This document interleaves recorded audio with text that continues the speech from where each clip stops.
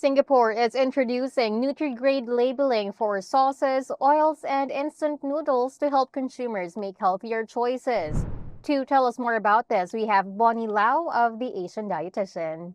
Bonnie, what are the emerging nutrition issues in Singapore these days? So one of the biggest ones is the rising rates of obesity, especially abdominal obesity, which is the more dangerous type of fat. So that's now affecting 43% of the Singapore population. And now more than one third of Singaporeans have hypertension. And that's nearly double what it was in 2010. So really very alarming increase. So I think the nutri-grade labeling system is like a step in the right direction. It's especially crucial for Asians, as 30 to 40% of us are salt sensitive, making us more prone to high blood pressure after salty food than other ethnicities. So the traffic light system not only encourages healthier choices in consumers, but also push manufacturers to reformulate their recipes to prevent these chronic diseases.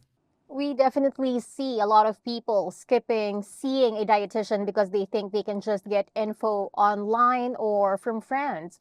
With that, what makes you different as a dietitian? So I provide evidence and science-based recommendations that cut through the noise. So, there's so much confusion out there. One article says this, another says something opposite.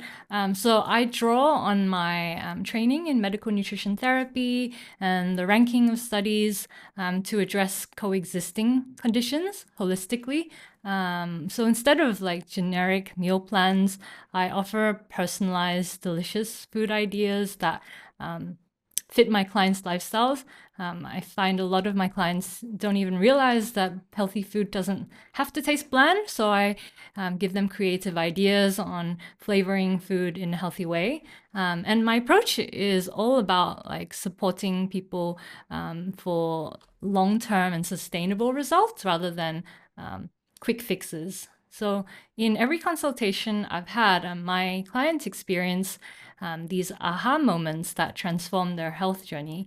So from uncovering nutrient deficiencies from what they might be lacking in their diet to maybe optimizing food nutrient interactions or simplifying meals so that they can have easy, healthy foods readily available. I help them in ways that they might miss. So one client had struggled with anemia for years, and she was unaware that taking the iron supplements with the coffee and milk actually reduces its absorption. So after my advice, her hemoglobin finally normalized. And although she came to me initially for weight loss, we uncovered and solved a deeper issue that her doctor never picked up on. So as a dietitian, I don't only help with my clients' goals. They get even more than they expected, and I help them discover hidden opportunities for health. On the topic of personalization, can you share how you use your expertise to create personalized nutrition plans for people with busy lives?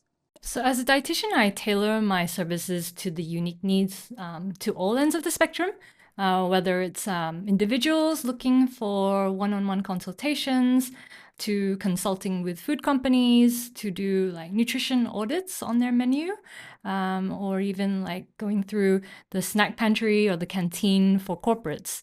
I also do wellness workshops, which may include cooking classes or nutrition presentations where people learn more about how to eat healthy.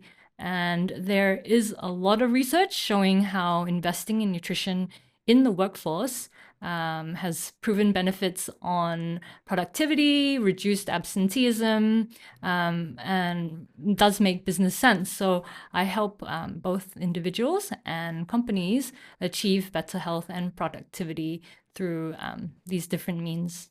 We also see a lot of misconceptions online. With that, what nutrition misconceptions might Asians hold due to media targeting white populations? Oh, there's a lot. So I'll name a few of the more common ones.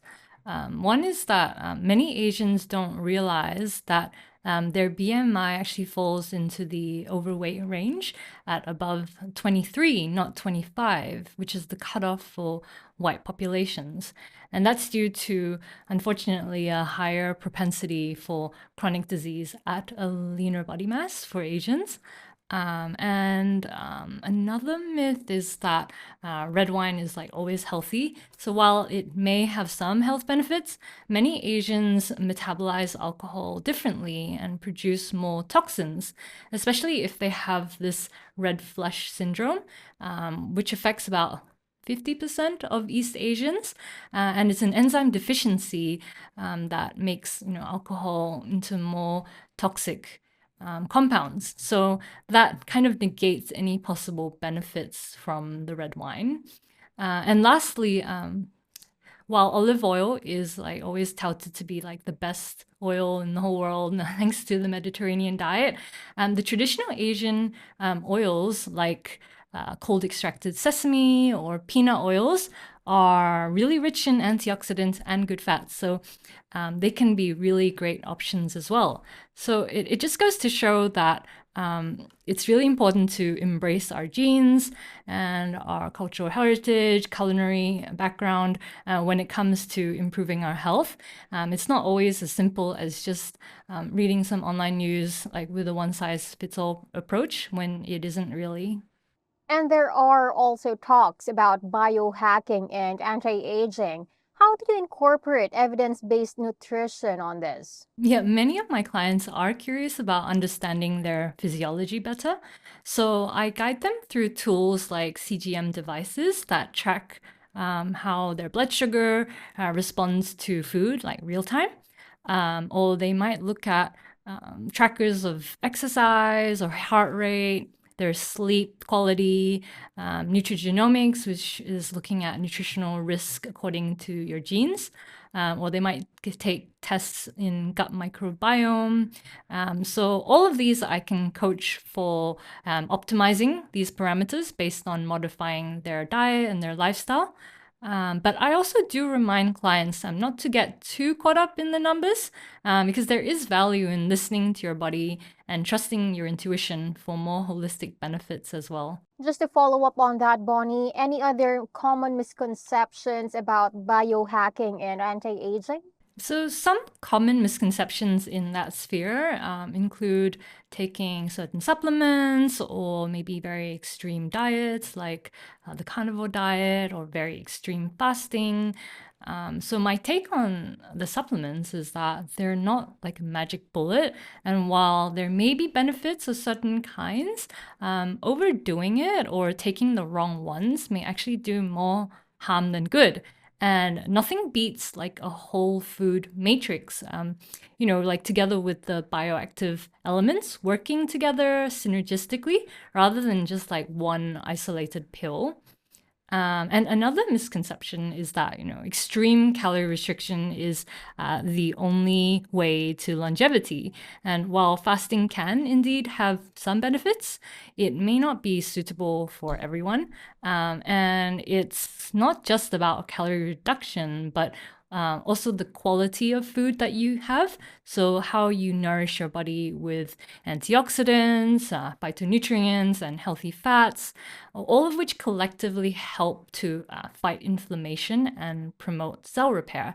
So, it's best to speak to a dietitian to help you design a nutrient dense diet that is the right amount of calories and also the optimal balance of macronutrients to your body's unique needs to support longevity. Thank you so much for joining us today and for sharing your insights, Bonnie.